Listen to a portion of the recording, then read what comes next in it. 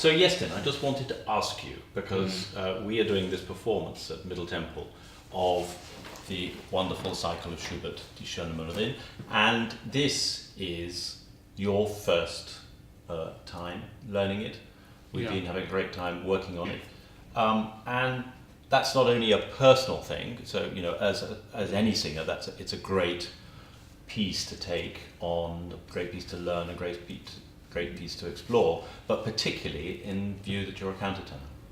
Yeah, I mean it's unusual for counter-tenors to sing a whole cycle of anything really, but I have done one or two sort of illegal bits of repertoire before of Schubert or Fauré or various other things, but in context where they sort of work in the theme, and I kind of avoided doing anything more significant like this, not because I didn't feel that I shouldn't do it or because there was no history of anyone doing it, but because it didn't speak to me in the same way that some other repertoire did.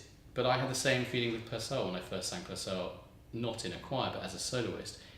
The songs didn't really sit, and then I realised you could transpose them, and then suddenly one day, and with John Dowland as well, lute songs, until I met the right lutenist, it didn't come to life, and then suddenly this whole world opened up, and I something twigged last year. Did you hear a performance of it, or was I was listening to on record? It was on Spotify. It was when you've sort of endless choice, and I came across the recording of the bass baritone Florian Busch singing this. Actually, was singing Iestyn Davies, the first Iestyn Davies, really beautiful, simple, less is more kind of thing, and that in itself is so like a sort of little lute song.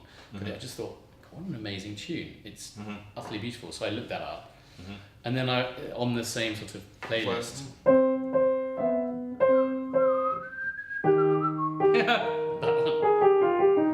That's simple.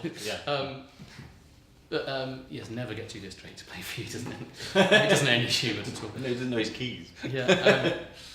And on the same playlist was Die Schone Mullerin, and some other sort of younger pianists than you, sort of my generation, who'd been at college with me, but had in the past mentioned, you should. I think this would suit you, and I'd always said, no, it's too long. Countertenors have pathetically weak voices. We can't get through it. And when you first approach things like this, it is kind of a bit of an uphill struggle, but hopefully as you work through it, it all becomes so familiar that your voice learns. Yeah, and to be honest, I mean, you are one of the countertenors who does do recitals, so you're used stamina-wise to the amount of singing that a recital involves. I mean, it's still really for hard. Every singer, a recital is a real challenge, and a full recital is more condensed and literally for the length of it, it's a bigger sing than any role in opera, isn't it? Yeah, it's about 4 times the length of most Handel operas, I'd say.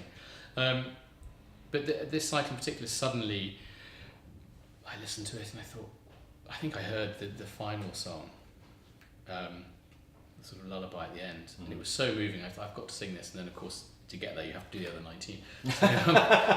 So you can't just take bits of this one out. And that was sort of where it began, and it just coincided with, I think, you saying, have you got a programme for next year? And I was like, well, funnily enough, I think I might do. And it's a nice length as well. It's just over an hour, depending on how fast or slow you do it.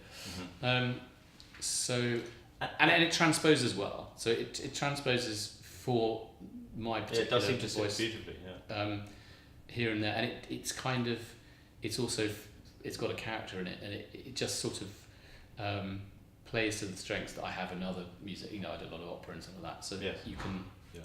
But there is one unique thing about this cycle, and it's not quite unique because there's a handful of others. But you have a protagonist. You've got 20 songs with one person telling a story, telling something that happened to them. Most song cycles are a collection of songs.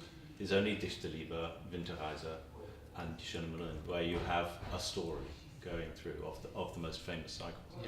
And that in itself will be something which is, I think you'll find when you do it for the first time on Monday. I should say the concert's on Monday, Monday the 10th of July, and I mean, just to be there as a character in a recital is a very unusual.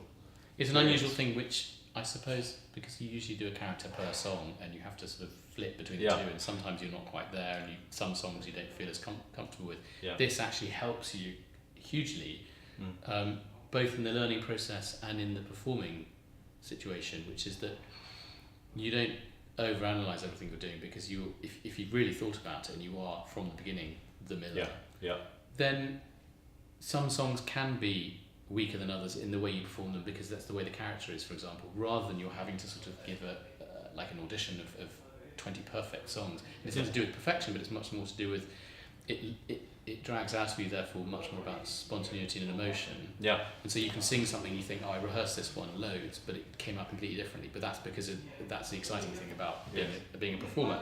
But in this particular example, as you said, with the character, you don't know what the Miller's going to do to you when you're performing it, and also performing with an audience. And if they're anything like what I was like when I first heard the song, there'll be people there who react in the same way and go, "This is incredible," and actually may only get the music. Yeah. They may not get the story. Yes. And I think that's just as important, because the music obviously is so well crafted to the words, and vice versa, that has its own effect anyway. Yeah, absolutely. So this is the first song of the cycle with the Miller, who we meet for the first time. Can you just tell us a little bit before we perform it?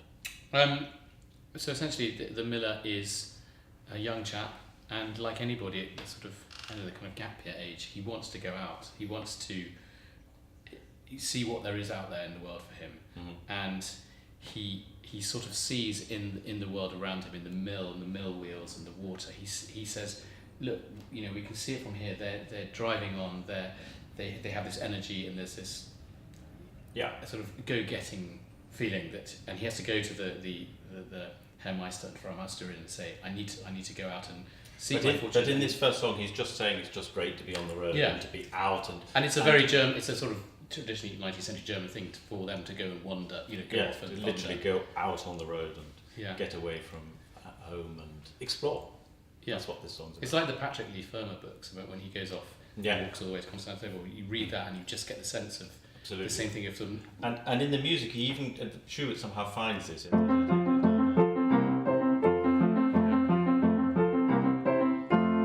Such a sort of optimistic, open feeling to it.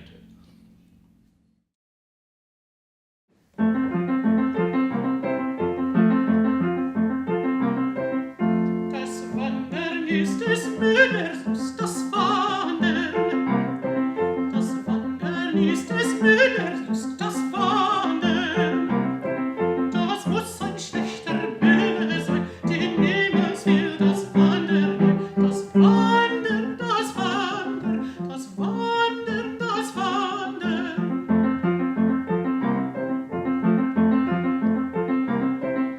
Vom Wasser haben wir's gelernt, vom Wasser. Vom Wasser haben wir's gelernt.